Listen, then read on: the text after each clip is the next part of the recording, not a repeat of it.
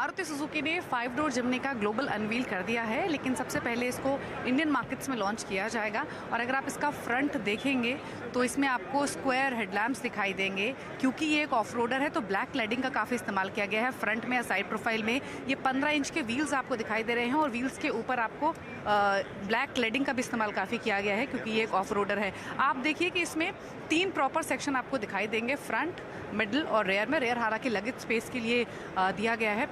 इसका अगर डायमेंशंस देखेंगे तो ये सब 4 मीटर है, लेकिन इसमें आपको 210 मिलीमीटर का ग्राउंड क्लियरेंस मिल रहा है। और जो 3 डोर जिम्नी पहले दिखाई गई थी उसके मुकाबले इसका व्हील बेस ज़्यादा है। इंटीरियर्स हम आपको दिखाएंगे और क्लोजली, और इंटीरियर्स अगर आप देखेंगे तो इसमें ऑल ब्लैक थीम कैरी की है कंपनी ने।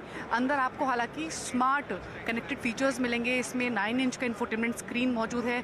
अगर आप इंस्ट्रूमेंट क्लस्टर देखेंगे तो वो भी, उसमें भी आपको 2 सर्कुलर डायल्स मिलेंगे, एक स्पीडोमीटर है और दूसरा टैकोमीटर मौजूद है। इसके पावर ट्रेन की बात कर लेते हैं तो कंपनी इसमें 1.5 लीटर का K15B यानी जो पुराना इंजन है वो दे रही है। और इसमें आपको 4 स्पीड ऑटोमेटिक गियर बॉक्स और साथ ही 5 स्पीड मैनुअल गियर बॉक्स का ऑप्शन मिलता है। अब इसकी प्राइसिंग तो कंपनी ने नहीं बताई है, लेकिन मई 2023 में इसका लॉन्च होगा और एक्सपेक्टेशन है कि 12 लाख के आसपास इसकी कीमत शुरू हो सकती है। और इसलिए इसका जो मुकाबला होगा वो महिंद्रा की थार से होगा। तो महिंद्रा की थार के सामने अब आपको जिम्नी दिखाई पड़ेगी, लेकिन मारुति की गाड़ी है तो ऑब्वियसली बात है एवरेज एक क्रूशियल पार्ट रहेगा, इसको सब देखना चाहेंगे। लेकिन हाँ, 11,000 रुपये में आप इसकी बुकिंग कर सकते हैं। अब खिलाड़ी नंबर 1 के ऊपर भी नजर डाल लेते हैं, क्योंकि जो खिलाड़ियों का मैच चल रहा है उसमें कुछ फेरबदल हुए हैं। जिसमें एमटार टेक से एग्जिट कर गए हैं आशीष कयाल। 1890 का टारगेट था लेकिन उन्होंने 1700 के जोन्स में एग्जिट कर ली है। और रेस्टोरेंट ब्रांड एशिया ये उन्होंने अपने पोर्टफोलियो में नया शामिल किया है। 124-125 के टारगेट्स के लिए आप इसे देख सकते हैं। रत्नेश ने डीवी स्लैब में अपनी पोजीशंस को शामिल किया है। टारगेट 3100, स्टॉप लॉस 3440 के, स्टॉप लॉस 3440 है, टारगेट 3100 के लिए आप बिकवाली करके चल सकते हैं, रत्नेश का ये मानना है।